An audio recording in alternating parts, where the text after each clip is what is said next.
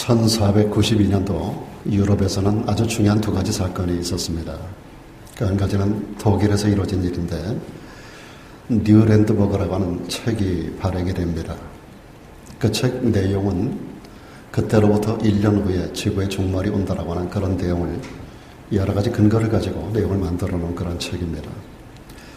이 내용을 보면서 모든 국민들이 절망과 도탄에 빠지게 됩니다. 사업장들이 문을 닫고 수많은 사람들이 의욕을 잃어버리고 국가적으로 막대한 지장을 가지게 하는 그런 결과를 가져오게 됩니다.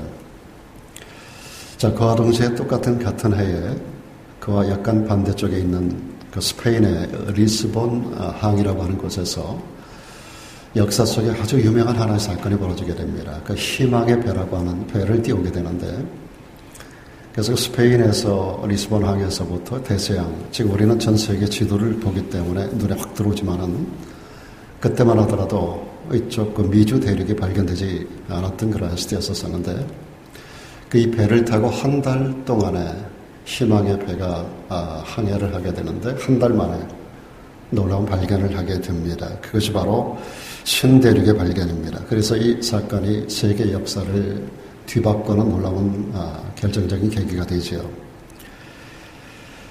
여러분 들어서 잘 아시는 크리스토퍼 콜럼버스가 희망의 배를 띄웁니다.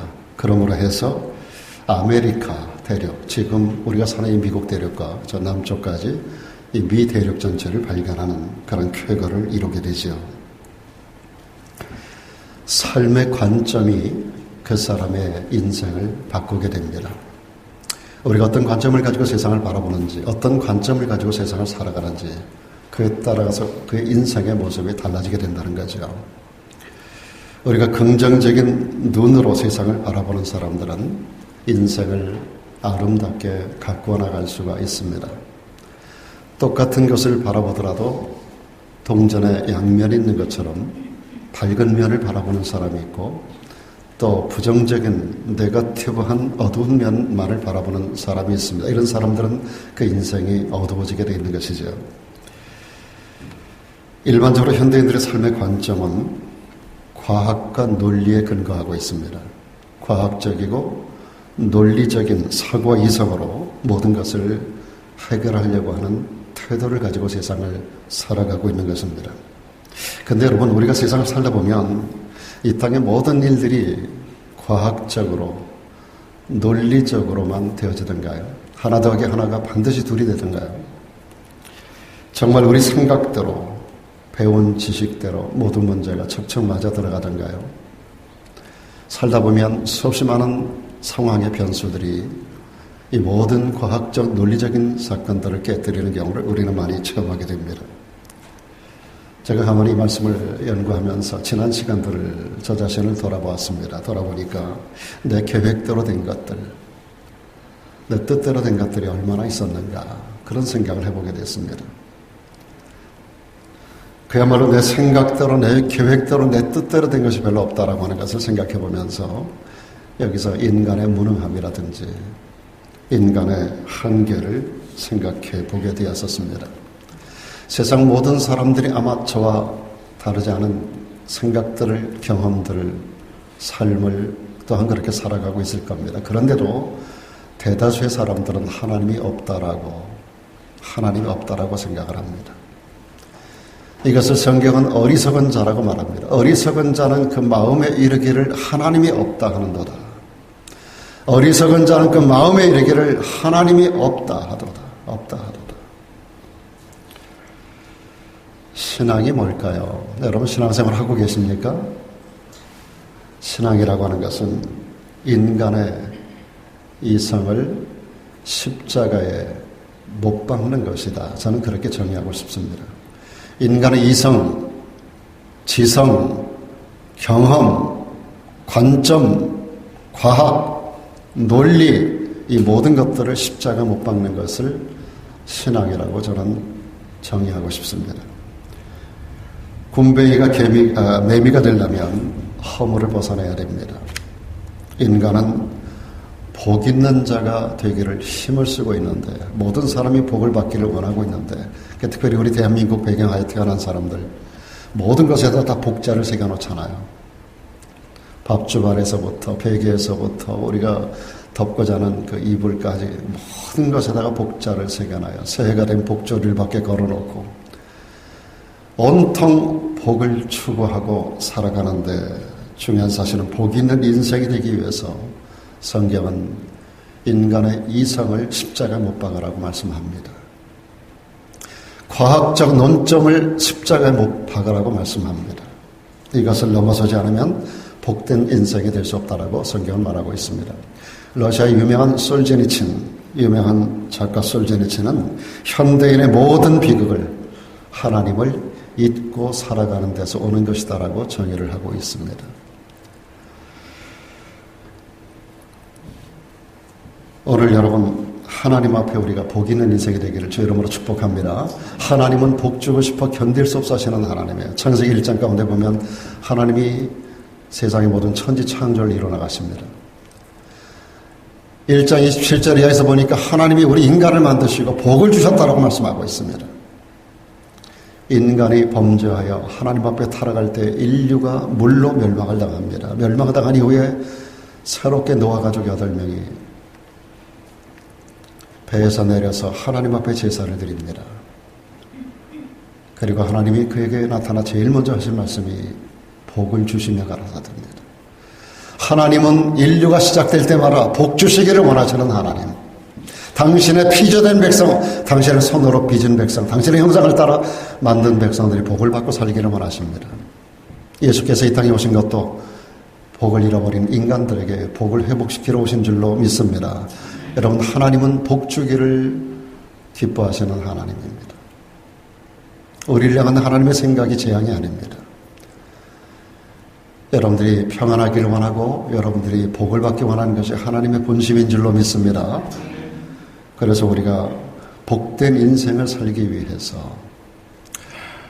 그 수많은 정치적인 문제들, 수많은 세상적인 사회적인 문제들이 다 복을 받으려고 애쓰는 사람들의 인간적인 혈투, 잘못된 그들의 노력이 현장 가운데서 빚어지는 악한 사건들인데 어찌됐든지 사람들은 복을 추구하는 것입니다.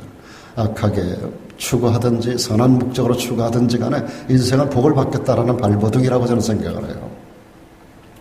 성경은 우리 크리스천들, 특별히 하나님의 백성들, 하나님 앞에서 복 있는 인생이 되기를 원하면서 아브라함이라고 하는 희대의 인물을 우리 앞에 제시하고 있습니다.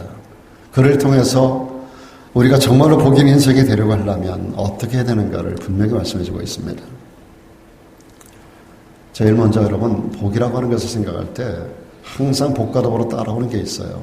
하나님이 먼저 우리를 시험한다라는 사실입니다. 반드시 우리는 하나님 주시는 이 시험을 통과하지 않으면 복을 받는 자리에 이를 수 없다라고 하는 겁니다. 하나님 여러분을 복된 자리로 부르신 줄로 믿습니다. 근데 부르자마자 바로 옛다 복 받아라 그러시는 하나님이 아니라고요. 이 복을 우리들에게 주시기까지는 시험이라고 하는 관문을 반드시 통과하도록 말씀하십니다. 오늘 1절에 그 증거가 나타나요. 하나님이 아브라함을 부르셨어요. 여러분, 창세기 12장에서 하나님이 처음 아브라함을 불러내실 때, 본토 친척 아비집에서 그를 이끌어내실 때 하나님의 분명한 목적이 있어요. 복 주기 위해서입니다. 너를 복이 되게 하겠다. 너를 복의 근원이 되게 하겠다. 너의 자손을 복되게 하겠다. 이 하나의 분명한 목표가 있었어요. 목적이 있었어요. 그러죠? 오늘 1절 가운데 보시면 하나님이 아브라함을 시험하시려고 그를 부르셨다라고 말씀하거든요. 복을 주시려고 부르셨는데 또 하나 시험하시려고 또 부르신다는 거예요. 복을 얻게 하기 위하여 시험이라는 관문을 통과하도록 하나님이 프로그래밍을 그렇게 해놓으신 거예요. 하나님은 아브라함을 큰 복 있는 자가 되기를 원하셨어요. 그런데 그 전에 먼저 그를 시험하셨다라고 하는 겁니다. 어떤 사람이 이 말씀을 읽으면서 정말 시험 드는 사람이 있어요. 하나님이 복 주기를 원하시는데 왜 시험을 하시는가? 실제로 야고보 1장 13절에 보니까 하나님은 누구에게도 시험받지 않으신다. 그리고 누구도 시험하지 않으신다라고 말씀하셨어요. 하나님은 악에게 시험을 당하는, 받으시는, 넘어지시는, 시험에 빠지시는 그런 하나님이 아니에요. 그런가 하면 친히 하나님은 아무도 시험하지 아니하시는 하나님이라고 말씀하셨어요. 그런데 하나님이 아브라함을 믿음의 조상으로 부르시고 축복의 조상으로 부르면서 제일 먼저 그를 시험하셨다는 거예요. 오늘 본문 이전에 12장에서 그를 불러내시고 오늘 본문 이전에 그의 모든 삶 전반을 하나님께서 쭉 이렇게 관찰해 오셨어요. 그리고 이제 결정적인 순간이 되었을 때 이제 복을 주시려고 하는데 하나의 시험을 패스해야 된다는 겁니다. 이게 어떻게 된 건가? 하나님은 아무에게도 시험받지 아니하시고 시험하지도 아니하시는 하나님이, 또한 하나님은 시험하시는 하나님. 오늘 이 말씀은 하나님의 자기 모순을 보여주는 것 같지만 그렇지 않습니다. 이것을 이해하기 위해서 성경이 말씀하시는 시험의 의미를 분명히 알아야 합니다. 성경에 나타나는 세 가지 시험이 있어요. 제일 먼저 사탄이, 마귀가 주는 시험이 있습니다. 인간을 타락하게 하는 유혹입니다. 템프테이션이라고 말하죠. 아담과 하와가 이 시험을 패스하지 못했습니다. 이 시험에 넘어졌어요. 그래서 인류를 파멸에 빠뜨리고 말았습니다. 사탄은 언제나 우리에게 다가올 때 요한복음 10장 10절에 있는 말씀대로 도적질하려고 옵니다. 우리를 죽이려고 옵니다. 우리를 멸망시키려고 합니다. 도적이 오는 것은 다른 목적이 없어요. 도둑질하고 죽이고 멸망시키라는 것뿐이라고 말씀하고 있습니다.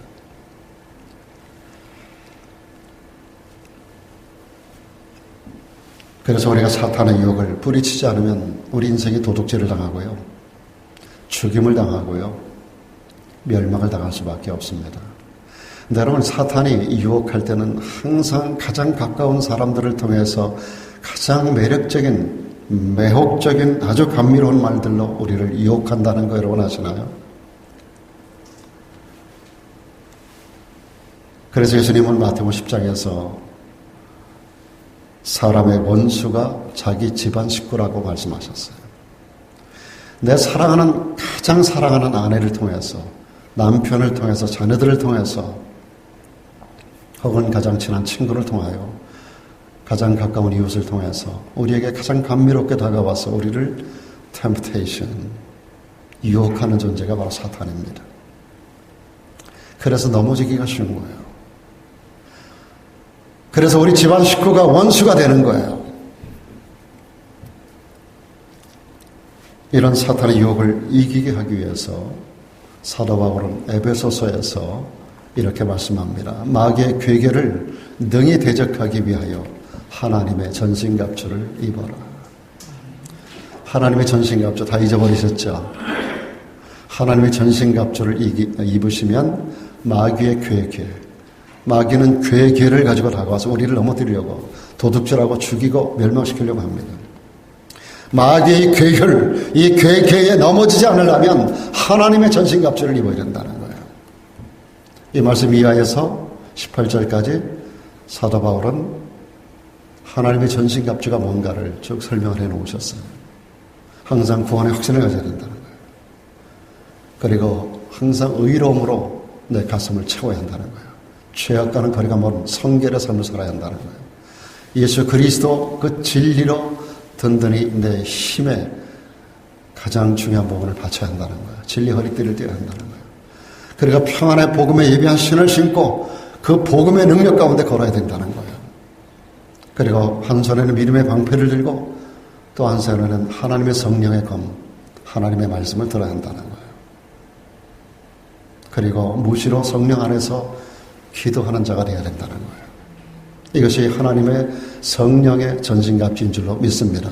이것을 입지 않으면 마귀의 괴계를 이길 수 있는 방법이 없어요. 인간의 능력, 지식, 재산, 권력, 어떤 것을 가지고도 마귀의 괴계를 이길 수가 없어요. 아담과 하와는 한 번도 범죄해 본 적이 없는 사람이에요. 그랬던 그들도 마귀의 괴계에 넘어졌어요. 여러분, 다윗 같은 위대한 하나님의 사람도 육신의 정력을 가지고 파고드는 마귀의 괴계에 넘어졌어요. 여러분, 인간은 누구나 넘어질 수 있어요. 중요한 것은 이길 수 있는 방법을 바울이 제시해주고 있는 거예요. 하나님의 전신갑주를 입으라는 거예요. 구원의 투구를 쓰라는 거예요. 의의 형배를 붙이라는 거예요.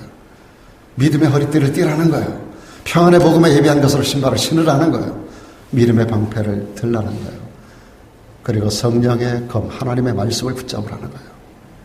이 엠 바운즈라는 신학자가 말한 것처럼 그리스도인의 두 가지 유일한 무기, 그는 이렇게 말합니다. 하나님의 말씀인 성경과 기도라고 말하고 있습니다. 그래서 성령 안에서 무시로 시를 정하지 아니하는 또 다른 표현으로 쉬지 않고 기도하는 이 기도가 우리들에게 있어야 된다라고 하는 것을 말하고 있습니다. 여러분, 구원의 확신이 흔들리지 않기를 축복합니다. 세상 천지가 떠나가도 어떤 상황이 오더라도 구원의 확신이 무너지면 안 돼요. 그러니까 순결한 죄 백성으로 의의 흉배를 붙여야 돼요. 이게 부끄러우면 안 돼요. 우리 안에 심장에서 부끄러움이 있으면 안 돼요. 그럼 사람이 위축될 수밖에 없어요. 마귀가 그걸 가지고 우리를 공격해. 너까지 거가. 그렇게 사는 놈이. 네 꼬라지를 알아. 그래서 우리를 무너뜨린다고요. 이 마귀의 괴계를 무너뜨리려면 우리가 항상 의로워야 돼요. 그래서 의의 흉배를 붙이라는 거예요. 진리로 허리띠를 떼라. 진리는 I am the truth라고 말씀하시는 예수 그리스도가 진리인 줄로 믿습니다.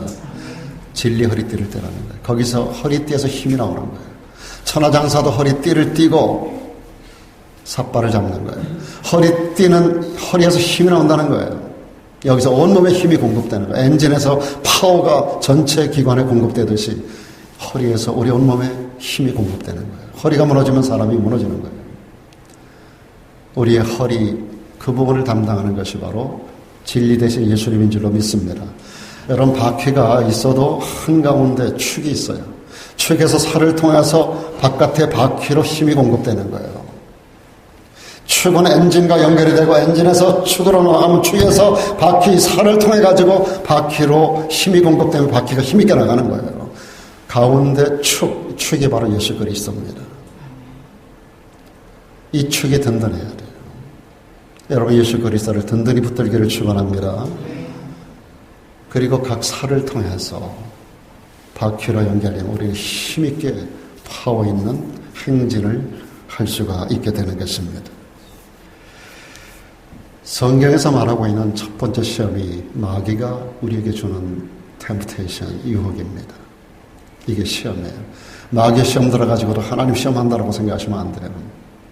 두 번째 성경이 말하는 시험은 자기 욕심에 끌리는 겁니다. 자기 욕심에서 시험이 만들어져요. 더 갖지 못한 욕심, 더 많이 갖고 싶은 욕심, 더 이루지 못한 것에 대한 욕심. 이것 때문에 마음이 자꾸 시험이 날아간다니까요. 여러분, 하나님 우리를 공평하게 만드셨어요. 하나님은 공평하신 하나님이에요. 하나가 없으면 또 다른 것을 하나님이 내게 주신 게 있어요. 이게 없으면 이걸 내게 주신 게 있다고요. 이 문을 닫아놨으면 다른 데 문을 열어놓고 우리를 이끌어 가시는 하나님이에요. 하나님은 공평해요. 내가 누구와 같지 못하다고 비교할 필요가 없어요. 근데 우리는 비교하면서 비교 열등감을 가져요. 그러면서 우리 안에서 끊임없이 자기 욕심에 이것 때문에 부정적인 생각으로, 부정적인 방법으로, 부정적인 인간의 삶의 모습으로 이 땅을 살아간단 말이에요. 거기서 오는 시험이 있습니다. 야고보서 1장 14절에 오직 각 사람이 시험을 받는 것은 자기 욕심에 끌려 미혹되는 것이라고 말하고 있습니다. 야고보 사도는 한 걸음 나아가서 욕심이 뭐하면, 잉태하면 뭐를 낳아요? 죄가 장성하면, 그러니까 욕심은 우리를 사망케 하는 시작점인 것입니다. 욕심이 딱 임신이 되면 자라요. 그것이 죄를 낳아요. 그걸 내버려 두면 결국 내 인생이 사망에 처해지고 마는 것입니다. 욕심이 잉태하면 죄를 낳고 죄가 장성하면 사망을 낳는 거예요. 그러므로 우리는 욕심을 버리고 어떤 마음을 가져야 하는가? 주신 것에 만족하고 주어진 상황에 자족하는 것을 배울 줄 알아야 돼요. 사도 바울이 그걸 가르치고 있습니다. 어떠한 형편에든지 내가 자족하기를 배웠다라고 그는 말합니다. 빌립보 교회에 쓰는 편지입니다. 빌립보 교회는 성경에서 가장 아름다운 교회 중에 하나예요. 가장 기쁨이 충만한 교회예요. 내가 내게 말하노니 기뻐하라. 내가 다시 말하노니 기뻐하라.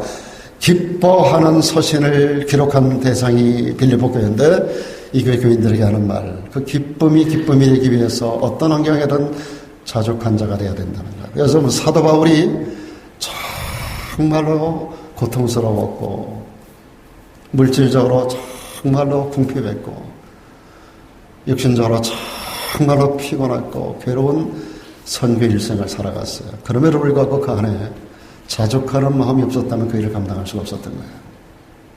내가 내게 말하노니 기뻐하라. 내가 다시 말하노니 기뻐하라. 내가 다시 말하노니 기뻐하라. 이 말씀을 하는 이유는 그 안에 기쁨이 없으면 기뻐하라고 할 수 없는 거예요. 그가 고통스러웠지만 삶이 어려웠지만 곤궁했지만 엄청나게 많은 고난 가운데 던져졌지만 그는 그 안에 있는 하늘로부터 임하는 기쁨이 그를 지배하고 있었던 거예요.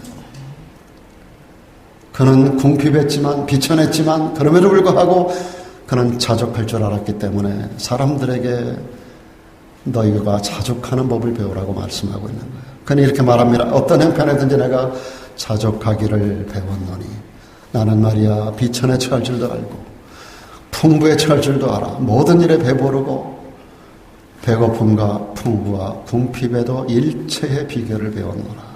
일체 비결을 배웠노라. 그러면서 그는 이렇게 말합니다. 내게 능력 주시는 자 안에서 내가 모든 것을 할 수 있었고 또 할 수 있어. 내게 능력 주시는 자 안에서 내가 모든 것을 해왔고 하고 있고 해갈 거야. 그는 그렇게 말하고 있는 것 같습니다. 이 빌립보 4장 13절 말씀은 여러분 마음에 신비에 머리에 새기고 가기를 주의 이름으로 축복합니다. 내게 능력 주시는 그분 안에서 내가 모든 것을 그동안 해왔고 하고 있고 하게 될 거야. 내게 능력 주신 자 안에서 내가 모든 것을 할 수 있어. 이 선언이 오늘 저와 여러분에게 있기를 축원합니다. 그러므로 그는 말합니다. 나는 자족하는 것을 범사에 매사에 모든 일에 어떤 상황에로 자족하기를 배웠어. 궁핍하지 않기 때문도 아니고 고난이 없기 때문도 아니고 그는 모든 환경 속에서도 자족하는 일체 비결을 배웠어. 왜? 내게 능력 주시는 자 그분 안에 내가 있기 때문이에요. And Christus, in Christ, 그리스도 안에서 내가 자족하는 법을 내가 배웠다는 거예요. 그분이 내게 능력 주셨기 때문에 지금까지 왔고 이제도 지탱하고 있고 나의 남은 날도 그분 안에서 나는 모든 것을 할 수 있어. 그렇게 선포하고 있는 것입니다. 오늘 이 자리를 떠나기 전에 여러분에게도 이 고백이 있기를 축원합니다. 내게 능력 주시는 그분 안에 내가 있어. 지금까지 내가 살아온 것이 그분 안에서 살아온 거야. 지금도 그분 안에 내가 사는 거야. 여기까지 인도해 오신 에베네셀의 그 하나님이 임마누엘의 현장 가운데 나와 함께하고 있어. 그리고 여호와 일에 예비하시고 나를 이끌어가고 있어.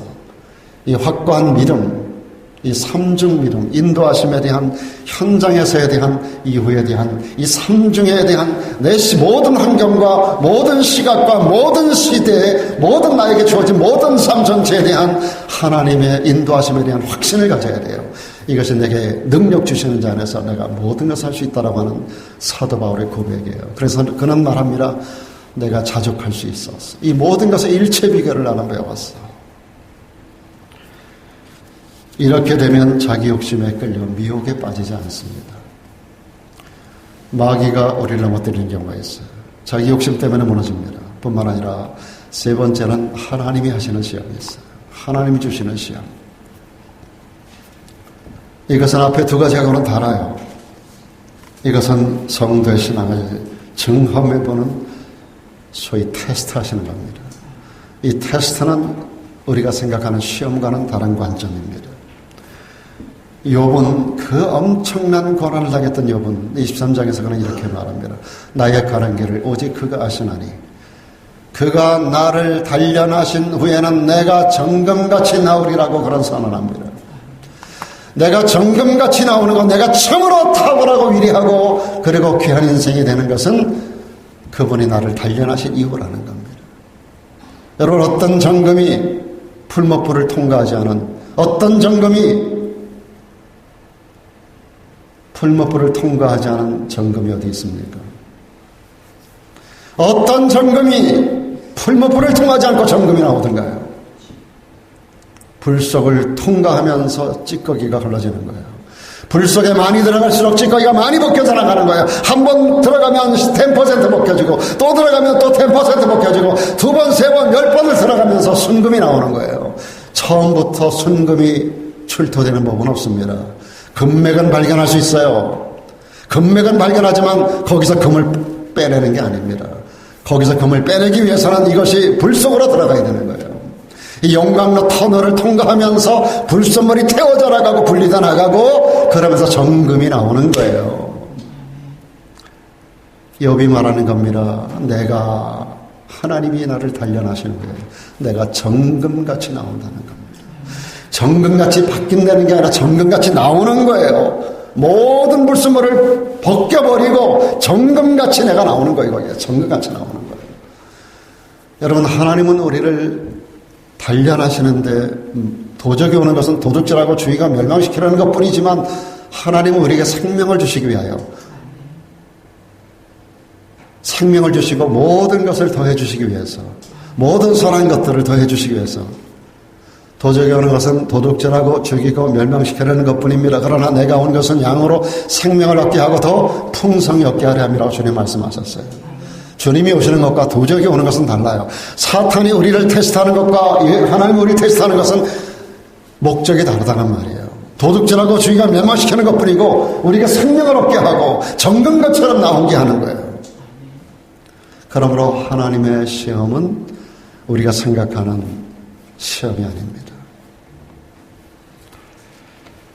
하나님이 왜 우리를 시험하십니까?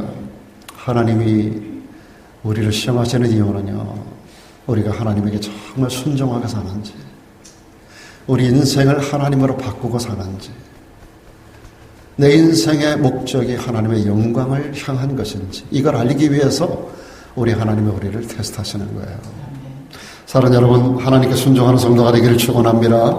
여러분의 인생이 하나님으로 진정으로 바뀌었기를 축원합니다.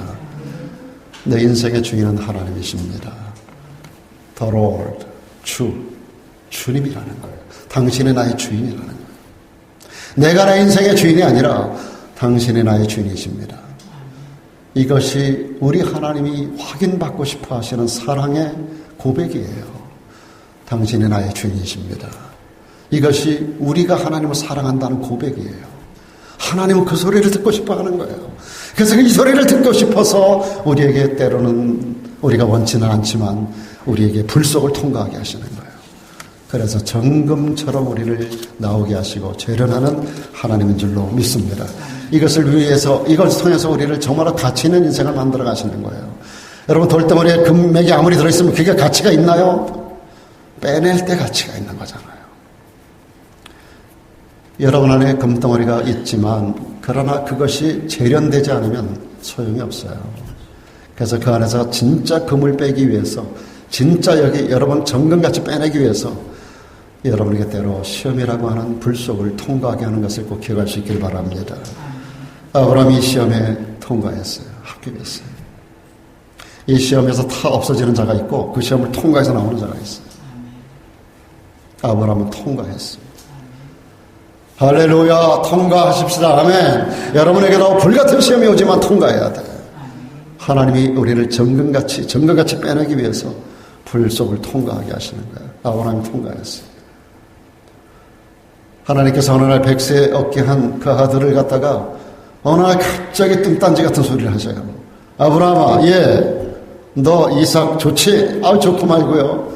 제가 이삭을 갖고 이름을 이삭이라고 졌다니까요. 이삭이 웃음이라는 뜻이에요. 웃음을 잃어버린 우리 집에 웃음이 생겼다니까요. 그래? 네 목숨보다 귀하지? 그러면요, 제 목숨 내놔도 이러면 안 돼. 그래? 그럼 그놈 나를 위해서 바칠 수 있어? 주님은 아브라함과 타협하지 않아요. 너 바쳐볼래? 아니, 바쳐. 그놈을 내놔. 이것만은 안 돼요. 내 목숨을 차라리 달라 하세요. 이게 아브라함의 심정이었을 거예요. 이게 그가 통과해야 할 하나님이 만들어 놓은 영광로였었어요. 이걸 통과하도록 하나님이 그 속에 던져 넣으시는 거예요.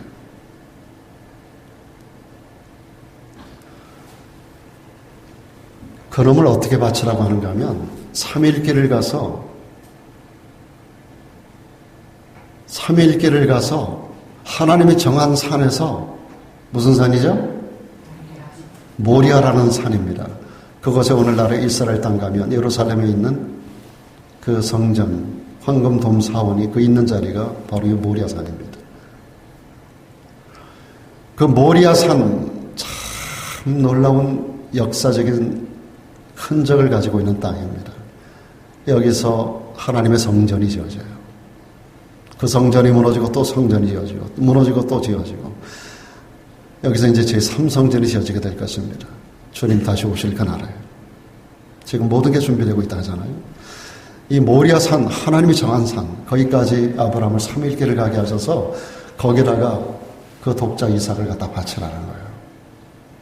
바친데 거기 가서 살도록 해주고 오라는 게 아니라 거기 가서 제단을 쌓고 나무를 올리고 기름을 붓고 그 위에다가 그 이삭을 꽁꽁 묶어가지고 싹 벗겨서 엎드려 놓고 칼로 내장을 끌어내고 온몸을 토막 메디를 다 쳐서 끊어내고 그놈을 갖다 거기다 불을 붙여서 불태워서 번제로 바치라는 거예요.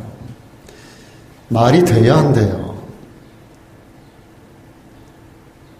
이게 말이 되는 말이에요, 이게? 아브라함이 순종할 수 있는 상황이 아니에요. 근데 아브라함은 지금까지 그가 살아온 것이 하나님 말씀 따라 살아왔고 이제 이후로도 말씀 따라 살고자 하는 결단이 그에게 있었기에 이 용광로 속을 그냥 따지지도 않고 묻지도 않고 거역하지 않고 저항하지 않고 그냥 그 불 속으로 뛰어들어갑니다. 참 놀라운 사람이에요.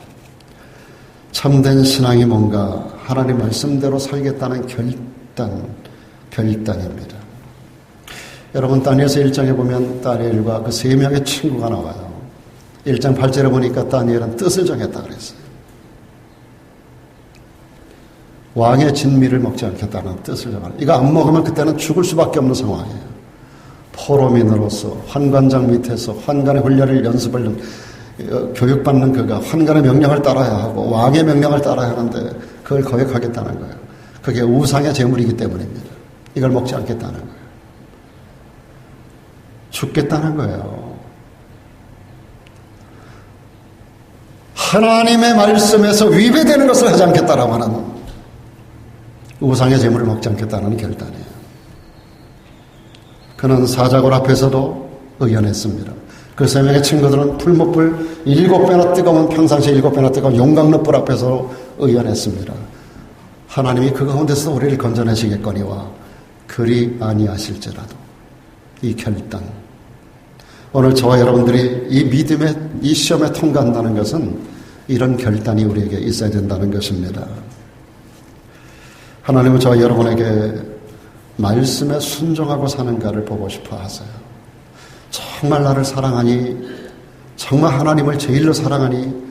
내가 너의 주인 된 거 맞니? 이걸 정말 우리들에게 확인하고 싶어서 우리들에게 때로 테스트를 하시는데 그게 불같은 시험이에요. 그러므로 우리는 복 있는 인생이 되기 위해서 반드시 이 믿음 시험을 통과하기를 주의 이름으로 축원합니다. 뿐만 아니라 하나님 말씀을 확실히 믿고 신뢰해야 복 있는 인생이 됩니다. 하나님은 일찍이 이삭의 씨로 말미암아 자손이 창대해질 것을 아브라함에게 약속하셨습니다. 여러분 이삭이 죽으면 이게 말이 되는 거예요, 안 되는 거예요? 하나님은 이삭을 통해서 그의 자손들을 통하여 이스라엘 민족을 세울 것을 약속하셨단 말이에요. 근데 이삭을 갖다 바치라는 거예요. 이게 말이 돼요, 안 돼요? 이해할 수 없는 하나님의 명령입니다. 그러나 여러분, 하나님의 말씀은 이해가 돼서 믿는 게 아니에요. 하나님의 말씀은 이해가 되기 때문에 순종하는 게 아니에요. 믿으면 기적이 따라옵니다. 아멘. 믿으면 이해가 돼요. 이해가 돼서 믿는 게 아니라 믿으면 이해가 되고, 여러분 기적을 보면 믿겠다는 사람들이 있어요. 여러분 믿으면 기적이 오는 거예요. 우리의 생각과 하나님의 생각은 출발이 달라요. 우리는 기적을 보면 하나님을 믿겠다고. 내 하나님의 말씀은 아닙니다. 네가 믿으면 기적을 본다는 거예요.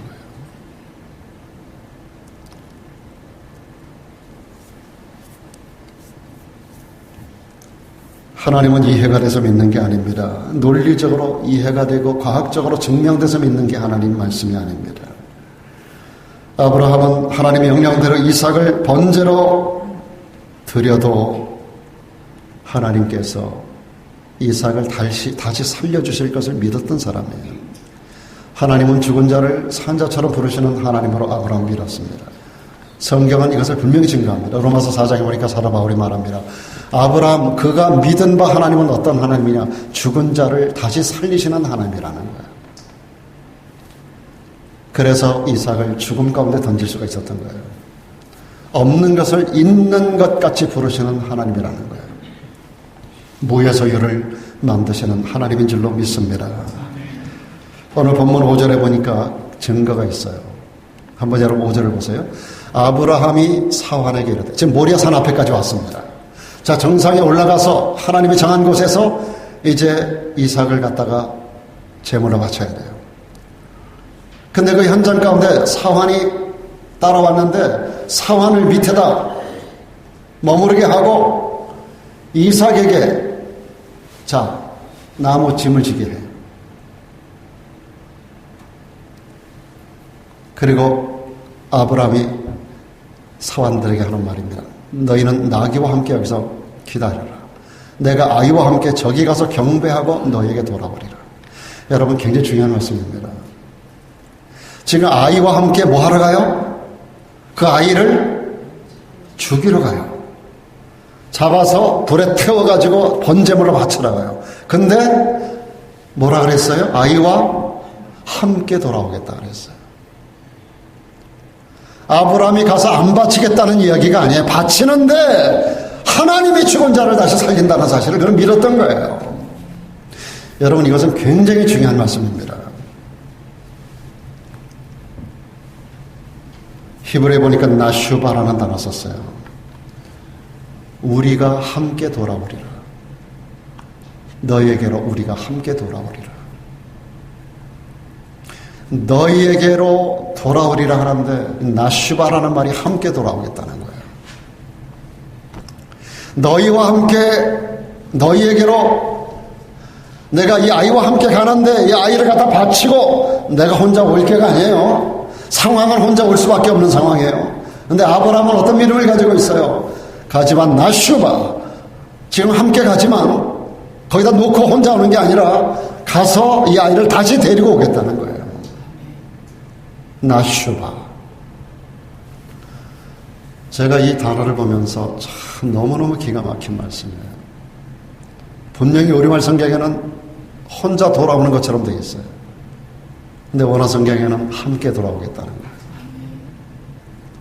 너무 놀랍지 않습니까? 아브라함의 믿음이. 아직 그를 잡기 전이고 아직 하나님의 말씀을 듣기 전이고 아직 여호와 일의 하나님을 체험하기 전이지만 그럼에도 불구하고 아브라함이 여기까지 온 것과 그리고 오늘 이 아이의 등에다가 나무 불 붙일 나무입니다. 이 아이를 죽일 나무예요. 태워 죽일 나무. 그래서 이 아이의 등짝에다 메우고 기름병 들고 칼 들고 불 들고 아브라함 좀 올라가는 거예요. 이놈 갖다 바치는 거예요. 온몸을 토막 쳐가지고 불로 붙여 태워갖고 하나도 흔적도 남김없이 태워서 바치는 제사가 번제인데 번제를 바치면 혼자 나와야 될 거 아니에요. 근데 나슈바 내가 다시 함께 오겠다는 거예요. 여러분 믿음은 바라는 것들의 실상입니다. 아멘. 보지 못하는 것들의 증거입니다. 믿습니까 여러분? 오늘 이게 아브라함처럼 죽은 자를 산자처럼 부르시는 하나님, 없는 것에서 있는 것처럼 부르시는 하나님, 죽은 자를 살리고 무에서 유를 만들어내시는 이 하나님에 대한 확신하는 믿음, 하나님 말씀을 확실히 믿고 신뢰하는 자가 여러분 되기를 주님의 이름으로 축원합니다. 여러분 축복의 신앙이라는 것은 지금 눈앞의 손익을 계산하는 게 아닙니다. 내가 11조를 바치는 것도 그런 의미예요. 바치면 10분의 1이 없어지는 개념이 아닙니다. 절대로. 여러분, 우리가 펌프질을 하면은 펌프가 물이 올라오게 하려면 마중물을 부어야 되는 거예요. 마중물을 한 바가지 부으면 그것 때문에 펌프질하면 밑에 있는 물이 수원지에서 물이 올라오는 거예요. 11조를 바치고 감사를 드리고 빈손을 내게 오지 말라 하여 하나님 앞에 예물을 갖다 바치는 것은 없어지는 게 아니에요, 여러분. 땅바닥에 부어버리는 것은 없어지는 희생이 아닙니다. 낭비가 아니에요, 여러분. 이것은 마중물을 하나님의 축복의 수원지에 파이프라인이 연결되어 있는데 맨손으로 아무리 해도 이게 올라오는 게 아니에요. 물을 한 바가지 부어야 돼. 그 물을 붓는 것이 이게 마중물이에요. 그게 마중에 밑에 올라오는 물을 밑에 물을 끌고 올라오는 밑에 물을 마중 나가는 물이에요. 이게 마중 나가는 물. 그래서 마중물이에요. 이 마중물을 부어야 펌프질하면 이게 올라오는 거예요. 하나님의 축복의 수원지는 그냥 올라오는 게 아니라고요. 기도만 한다고, 예수만 믿는다고, 교회만 온다고 이게 하나님 축복이 우리들에게 오는 게 아니라고요. 부을 걸 부어야 돼요. 하나님이 아브라함에게 이삭을 바치라고 그러겠어요. 그놈을 바치는 마중물로 바칠 때 그놈도 살고 밑에 하나님의 축복의 물도 같이 올라오는 거예요. 11절을 바치지만 우리가 감사도 하고 우리가 하나님 앞에 예물을 드리지만 그게 없어지지 않아요. 그게 내려가서 밑에 마중물을 끌고 올라와. 그것도 오고 밑에 물도 끌고 올라오는 거예요. 이게 하나님의 축복인 줄로 믿습니다. 눈에 보이는 것만 계산하다 실패한 사람들이 성경에 너무나 많이 나와요. 제가 지금 시간이 없어서 준비한 말씀들 여기까지만 하려고 하는데요. 여러분, 눈앞의 환경만 보고 신앙생활에 임하지 않기를 바랍니다. 하나님의 나라는 우리 눈에 보이지 않아요. 그러나 분명히 계세요. 여러분, 전파도 눈에 보이지 않지만 다 있잖아요. 사이클만 맞으면 다 내 손 안으로 다 들어옵니다. 사이클만 맞고 몸만 이 와이파이만 연결하면 다 이 안으로 다 들어오게 돼 있어요. TV 화면이든지 뭐든지 사이클만 맞으면 저기 라디오도 나오고 다 이 사이클이 안 맞기 때문에 내게 안 되는 거예요. 이 하나님의 전파를 잡아내야 돼요. 하나님의 전파. 하나님 온 세상에 축복의 전파를 뿌려놨는데 이게 나하고 컨택이 안 되는 거예요. 이거를 잡아서 내 거로 만들어야 돼요. 여러분, 눈앞의 환경만을 바라보지 않기를 주의 이름으로 축복합니다. 사도 바울이 지중해에서 유라굴로를 만나요. 이 유라굴로 광풍은 만나면 배는 100% 깨지는 광풍입니다. 배에 탔던 사람들이 300명 가까운 사람들입니다. 2주간이 되도록 햇빛 한 번 떠본 적 없고 풍랑이 불어서 배를 때리는데 다 죽게 생겼어요. 모든 기구를 다 버렸어요. 완전히 포기한 상황이에요. 이제 그냥 치는 대로 밀려가는 상황이에요. 어디든지 가서 뒤집어지면 이제 끝장나는 상황이에요. 근데 거기에 바울이라는 사람이 타고 있었어요. 바울이 그 상황 속에서 고통을 함께 겪어요. 그래서 바울은 그들과 다른 게 있었어요. 그는 기도하는 사람이에요. 그 가운데서 기도합니다. 여러분, 고난의 환경 속에서도 다 죽겠다고 아우성을 쳐도 그 가운데 기도하는 성도가 되기를 축복합니다. 하나님은 우리 가운데 계신다는 믿음을 갖길 축복합니다. 이 상황 속에서도 하나님은 나와 함께 하신다는 믿음을 가지세요. 그래서 사도 바울은 그 가운데서 기도했어요. 그때 하나님의 음성이 들려왔어요. 이 배는 깨질 거야. 그런데 모든 생명을 다 너에게 붙여줄 거야. 생명에는 지장이 없고 배만 해를 받을 것이라고 하는 하나님의 음성을 들어요. 그는 음성을 듣고 가판으로 뛰어 올라왔어요. 뛰어 올라와서 거기 모든 사람들에게 소리 질렀어요. 이제는 먹어라. 그러면서 그는 이렇게 말합니다. 지난밤에 하나님께서 내게 이런 말씀을 하셨어. 그러면서 이렇게 말해요. 여러분이 안심하라. 나는 내게 말씀하신 그대로 되리라고 하나님을 믿노라. 지난밤 하나님이 내게 하신 말씀, 이 배는 깨어질지라도 여러분의 생명에는 하나도 해가 없을 것이다. 머리카락 하나도 상하지 않을 거다. 그러므로 이제는 안심하고 먹으라는 거예요. 이제는 먹어라. 배 남은 마지막 음식을 먹어. 다 나눠줍니다, 바울이. 이제는 안심하라. 이제는 죽을 고비를 우리가 넘겼어. 이제 하나님의 때가 됐어. 하나님이 지난밤에 내게 말씀하셨거든. 나는 하나님이 내게 말씀하신 그대로 될 것을 믿고 하나님을 믿는 거야. 하나님이 내게 말씀하신 그대로 되리라고 하나님을 믿는 거예요. 여러분이 믿음이라는 것은 말씀 그대로를 믿는 것인 줄 믿습니다. 저는 문자 그대로를 믿는 바이블 빌리버예요. 여러분 모두가 바이블 빌리버가 되기를 축원합니다. 말씀대로 되는 거예요. 역사는 말씀을 벗어날 수가 없어요. 지나간 모든 역사가 말씀 위에 그대로 건설되어 왔고 앞으로도 기록된 말씀대로만 앞으로 역사는 만들어져 갈 것입니다. 사탄도 그 어떤 인간도 그 어떤 세력도 그 어떤 권세도 그 어떤 나라도 하나님의 원하시는 하나님이 설정하신 방법을 벗어날 수가 없어요. 다 그 안에서 역사는 만들어져 가는 거예요. 그래서 역사는 His story인 거예요. 그분의 이야기인 거예요. 신앙생활에는 모험이 따라야 됩니다. 그런데 성경은 그것을 모험이라고 말하지 않아요. 그것을 믿음이라고 말합니다. 신앙생활은 때로 우리에게 고통을 줄 수 있어요. 그러나 성경은 그것을 고통이라고 말하지 않아요. 그것을 헌신이라고 말합니다. 여러분 예수님의 십자가 사건은 어찌 고통이라고만 말합니까? 이것은 인류의 구원을 위한 하나님의 위대한 헌신이었어요. 고통이었지만 헌신이었어요. 이 헌신이 있었기 때문에 인류의 구원의 역사가 이루어지게 된 줄로 믿습니다. 여러분 우리는 하나님 앞에 고통스럽게 헌신합니다. 그러나 이 헌신은 결코 그것으로 끝나는 게 아니에요. 반드시 그에 따른 열매가 따라오는 줄로 믿습니다. 여러분 주를 위해서 많이 헌신하십시오. 많이 바치십시오. 충성하십시오. 여러분 인생을 거세요. 여러분 드리면 얼마나 드리겠어요. 수많은 선교사는 인생을 다 드렸어요. 목숨을 다 내놓고 사도 바울부터 시작해서 저도 그렇습니다만 다 내놓고 일생을 살아가는 거예요. 여러분이 바치면 얼마나 바치겠어요.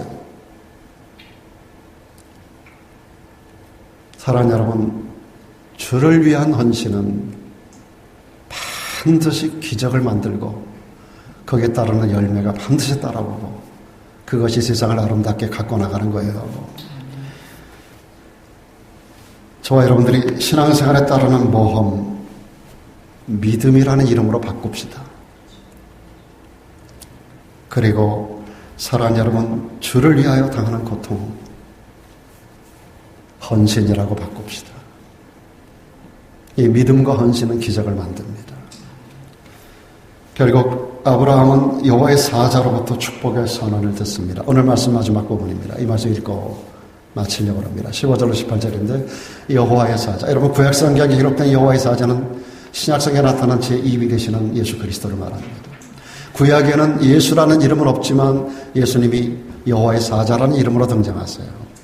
여호와의 사자가 하나님께서 말씀하시는 거예요. 하늘에서부터 두 번째 아브라함을 불러 가라사대 여호와께서 이르시기를, 그분은 여호와입니다. 내가 나를 가리켜 맹세하노니 내가 이같이 행하여 내 아들 내 독자를 아끼지 아니하였은즉 내가 네게 큰 복을 주겠다. 이때에서 비로소 아브라함이 하나님에 의하여 하나님이 무릎을 친 거에 됐다. 네 목숨보다 더 귀하기는 네 아들 이삭을 나를 위하여 바친 걸 내가 보고 이제 됐어. 이제 내가 너를 큰 복을 줄 거야.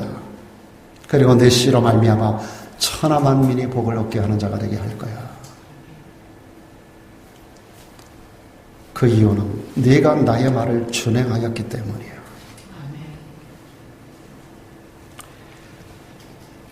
이 일로 아브라함은 축복의 주상이 되었고 복의 근원이 되었습니다. 오늘 이 말씀을 듣는 저와 여러분들, 이 말씀이 오늘 우리를 축복의 자리로 초청하고 있습니다. 이 말씀이 오늘 저와 여러분을 복 있는 자가 되라고 권고하고 있습니다. 그리고 우리 모두가 복 있는 인생을 살 수 있다고 이 말씀이 권면하고 있습니다. 이를 위해서 믿음 시험에 합격하라고 격려하고 하나님의 말씀을 확실히 믿고 신뢰하라고 우리의 등을 두드려주고 있습니다. 그렇게 하십시다. 할렐루야. 기도하겠습니다.